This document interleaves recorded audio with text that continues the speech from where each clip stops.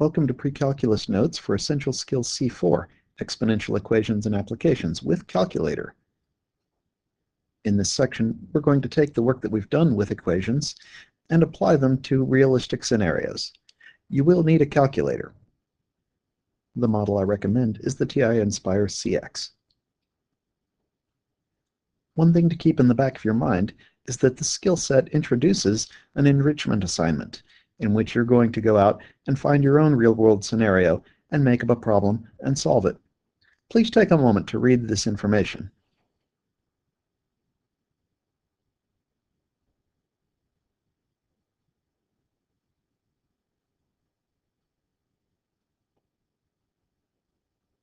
If you have any questions about the enrichment assignment, please come see me.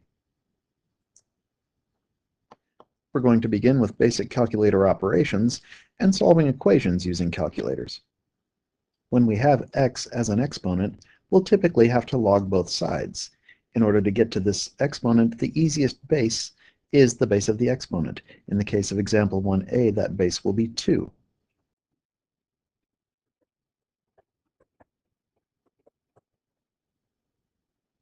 After we log both sides, notice that we can use the inverse property on the left side and just be left with x. This is where the calculator comes in. The log function is the alternate function of the 10 to the x button. So we press Control 10 to the x. Notice that we can specify the base here. Press the right arrow, and we can enter 30. We were asked to round to the nearest thousandth, so our answer is going to be 4.907. I'm going to use a wavy equal sign to indicate that we're approximating. This is a good place to draw a distinction between an exact form answer and an approximate answer. If you don't have a calculator, log base 2 of 30 doesn't simplify, and so that is a good exact form answer. When we use a calculator, we're getting an approximate answer, which is why we use the wavy equals. When we do real-world applications, we'll approximate, because 4.907 is a much more relatable number than log base 2 of 30. For example B, we use the same strategy. We're going to force the use of the inverse property by taking log base 3 of both sides.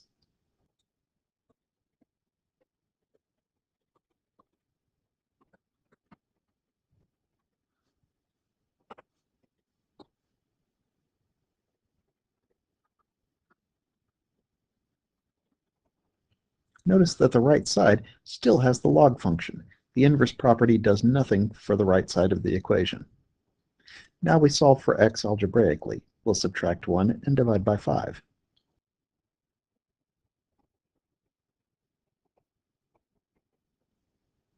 This is a perfectly good exact form, but we're going to approximate it in the calculator.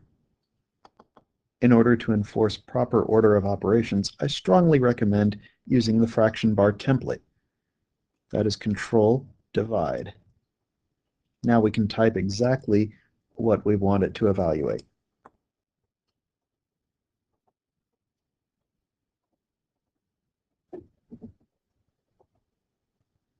When you press Enter, make sure that the fraction looks like what you want it to look like.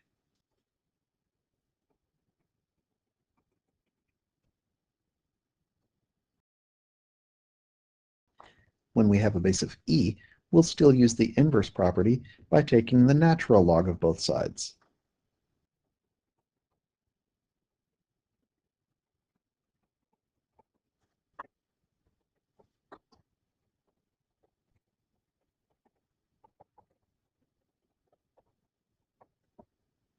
You may have noticed already that the natural log is the alternate function of the e to the x key.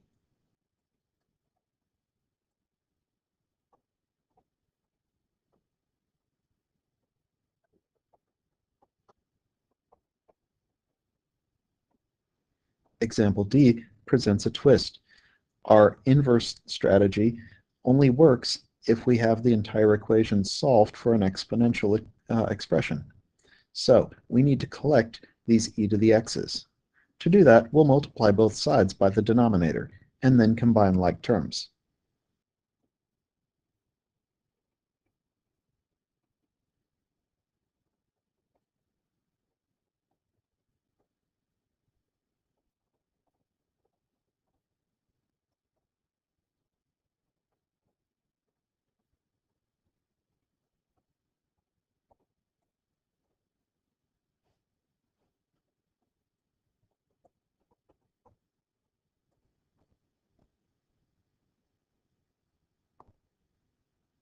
For more complicated looking problems, we can use a technique called U substitution. First, I'm going to get each of these in terms of e to the x.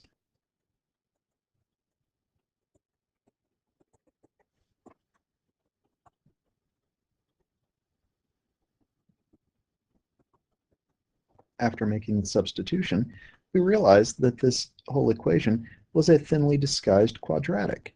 So we're going to solve for u.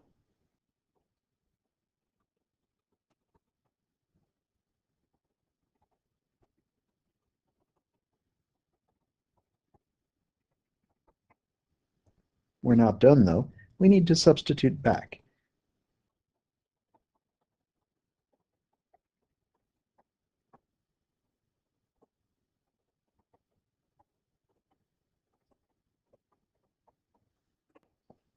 You should notice that we cannot take the log of a negative number, so this left solution is extraneous. Now we approximate.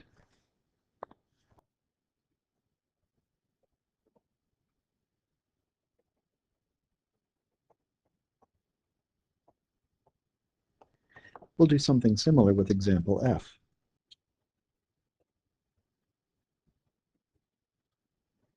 It's important whenever you introduce a variable to declare it.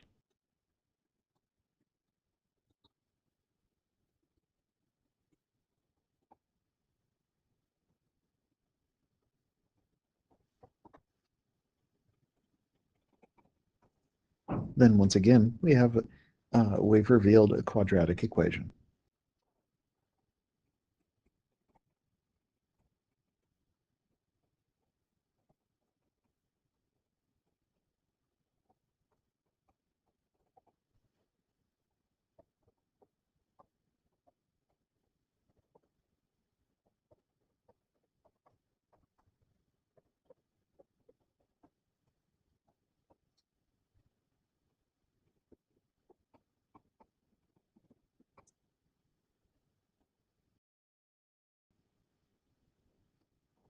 Now we'll start looking at applications. Here are three of the most common uses for exponential equations. We're going to go through each of these in detail. Please take a moment to read through this, and then read through the detailed description of population growth.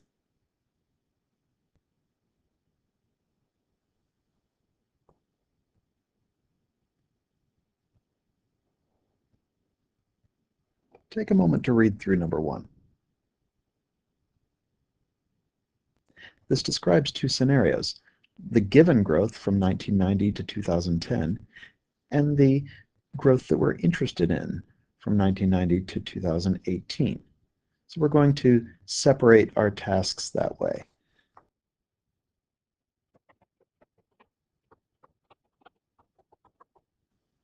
Our initial population is here.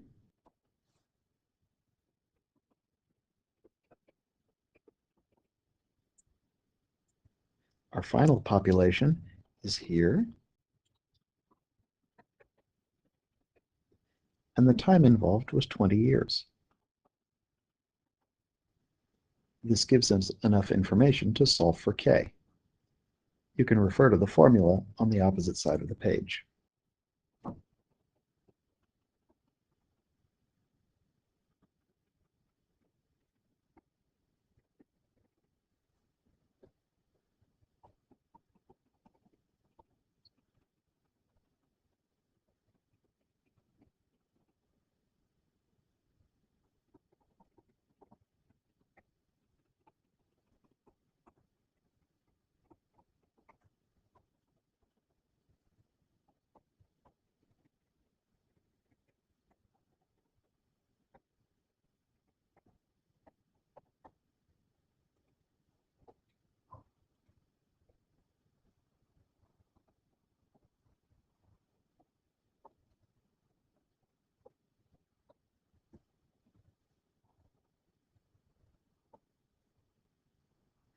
This gives us an approximate value of k.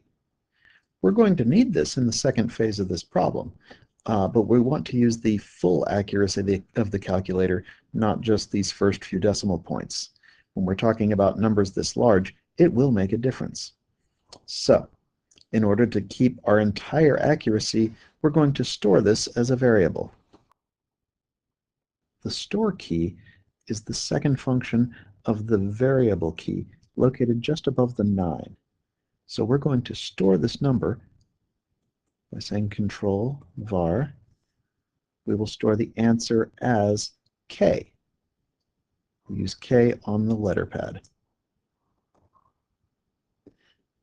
Now, when we do our second computation, we'll be able to refer to k instead of typing in all of these numbers. To show your work, go ahead and write an approximation for k, and maybe indicate that you stored it in the calculator. Now that we have k, we have enough information to make our prediction.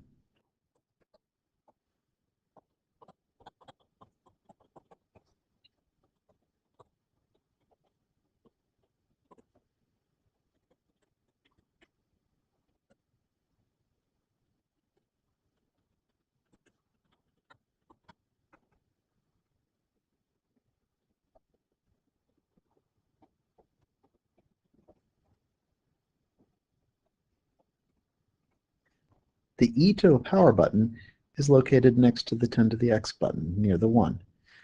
The letter keypad E is not special E. We don't want that.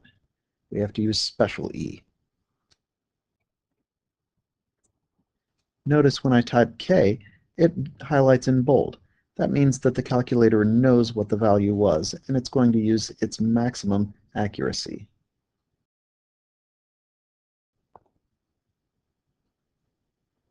And here's our approximate answer.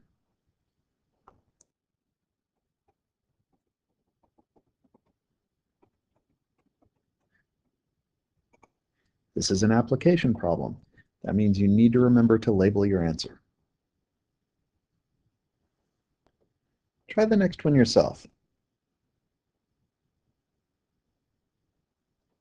Here's my solution.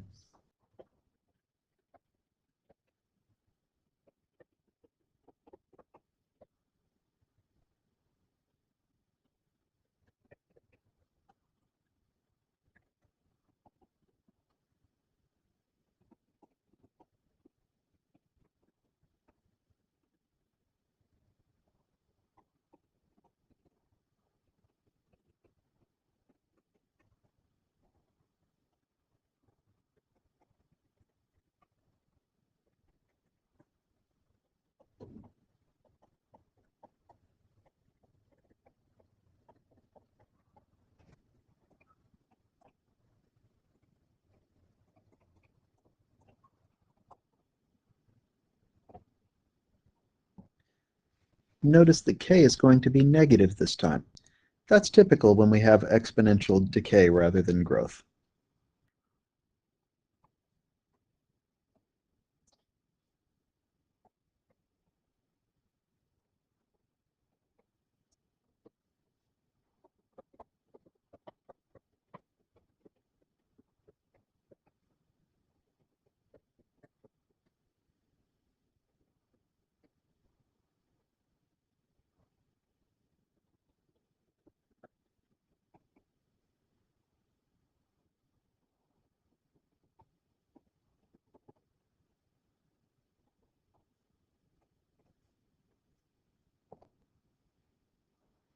Since we're estimating a discrete number of fruit flies, it makes sense to round to the nearest whole number.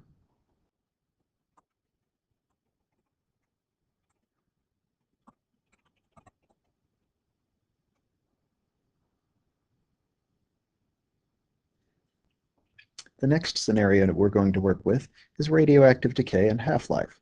Take a moment to read this.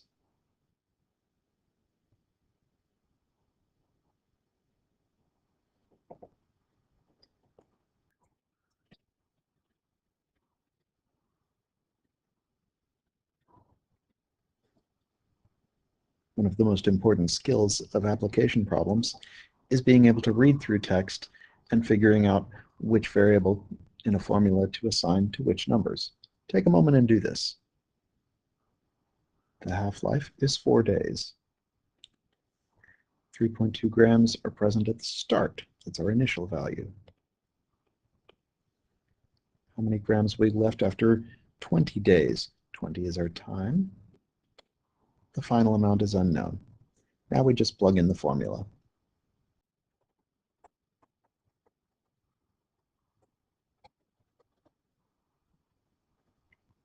We can use a calculator, but this is actually easily done without one.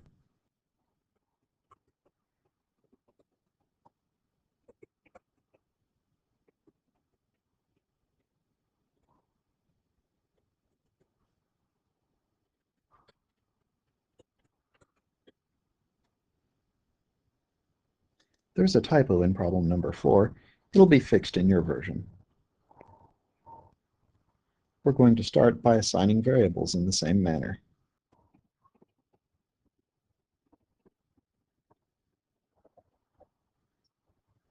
We're continuing from problem 3, so our initial conditions are going to be the same. We'll start with 3.2 grams. Our half-life is 4 days. We're looking for how long it takes for there to be 0.04 grams left. So that is our final amount.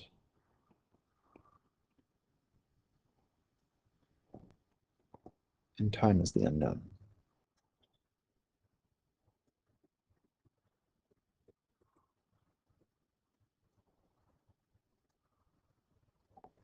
Our variable is in the exponent, so we're eventually going to have to log both sides. First, we need to get just the exponential expression on one side.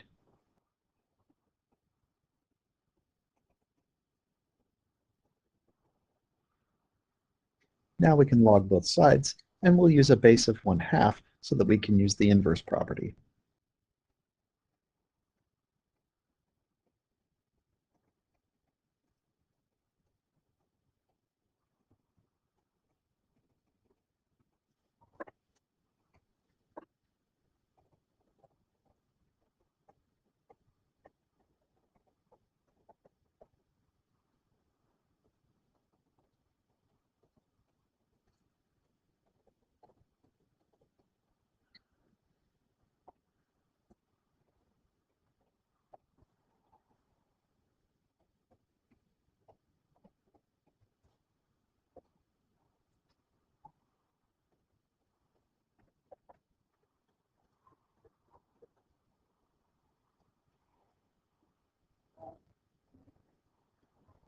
Read through this example and try it.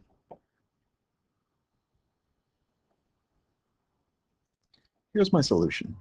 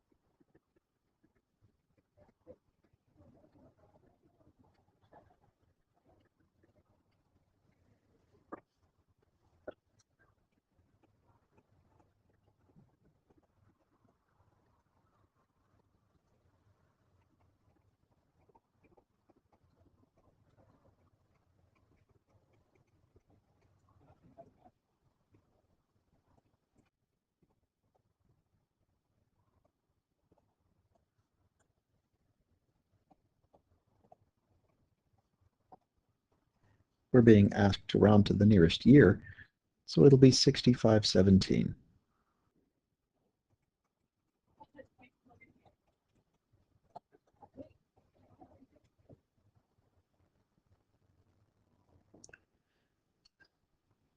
Some chemistry teachers show half-life in terms of a pair of equations, one representing a constant that relates to your half-life, and the other as a log.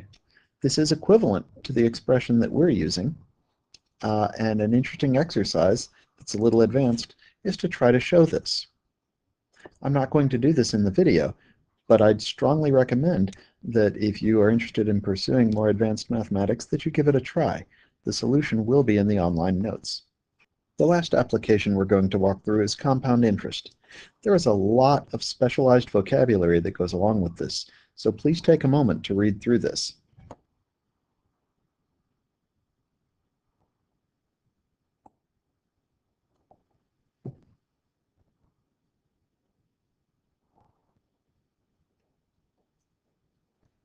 Now let's look at a couple of scenarios. As always, the first thing we're going to do is identify the variables in the text.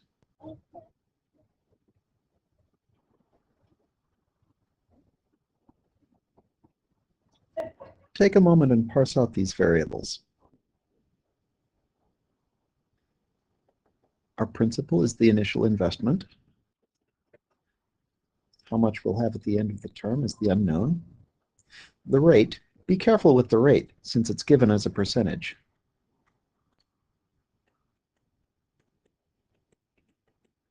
We will use all those digits so that we're perfectly accurate.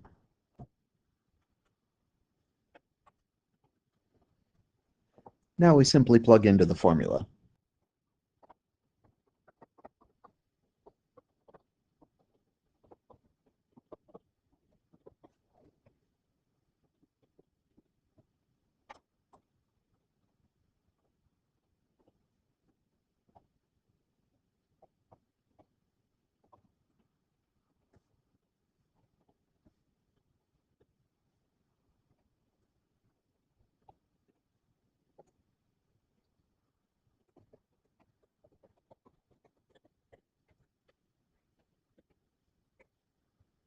To find the effective rate, we're going to find the percentage increase over 4 years and then divide by 4.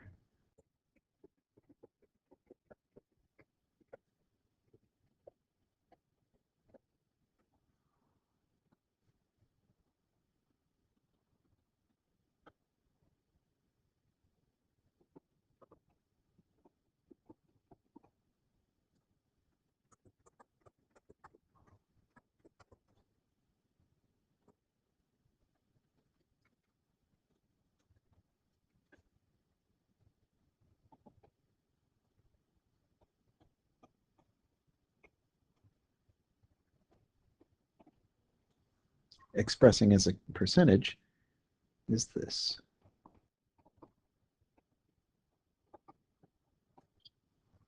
The point that I want to make with this is that your actual yield with compound interest is going to be a little bit better than the stated rate, the nominal rate.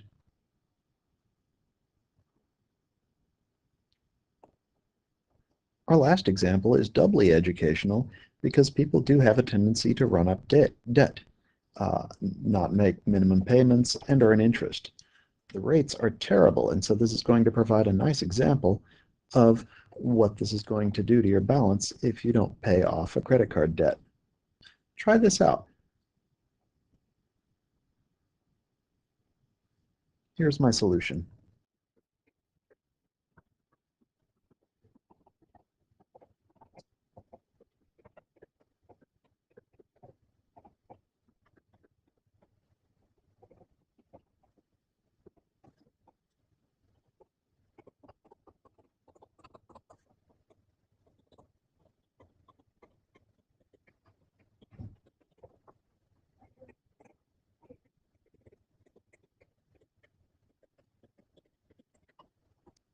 Our standard strategy at this point is to take the log of both sides using the exponent base as the base.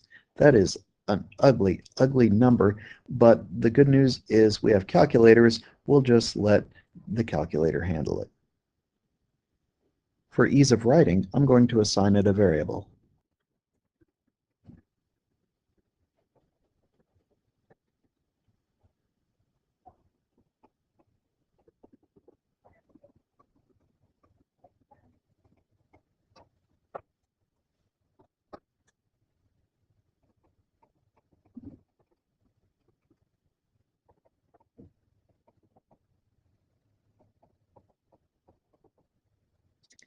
We're going to mimic this move in the calculator by assigning a variable.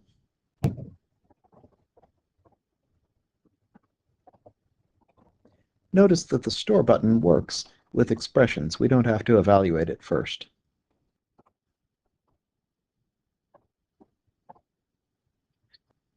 Now we enter the final formula.